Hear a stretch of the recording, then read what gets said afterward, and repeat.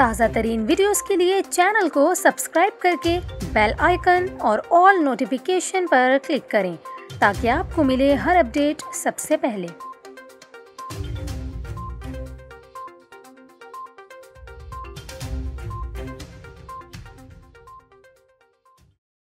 अस्सलामुअलैकुम, आप देख रहे हैं न्यूज़ 24/7 और मैं हूं आपके साथ कोमल खान।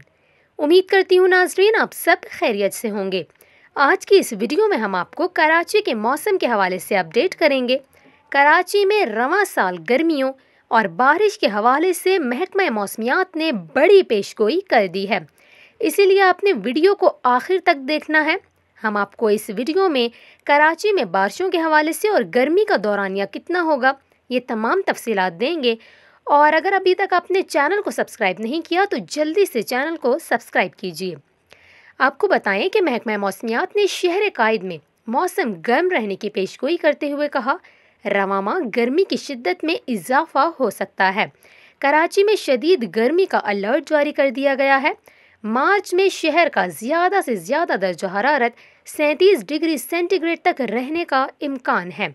महकमा मौसमियात ने कहा कि हवा में नमी का तनासब बढ़ने से मौसम मरतूब रहेगा। दिन में गर्मी जबकि शाम में समुद्री हवाएं चलेंगी। बारिशों के हवाले से महकमा मौसमियात ने कहा, रवां माह बारिश का कोई इम्कान नहीं, ताहम रवां बरस शहर में बारिशें मॉनसून में ही होने का इम्कान है। यहाँ पर आपको ये भी बताएं कि महकमा मौसमियात ने इससे पहले ये खदशा जाहिर किया था कि 2 मगरबी सिस्टम पाकिस्तान के मुख्तलिफ इलाकों को मुतासर कर सकते हैं और कराची में भी मार्च के आखिर में बारिश का इम्कान जाहिर किया था।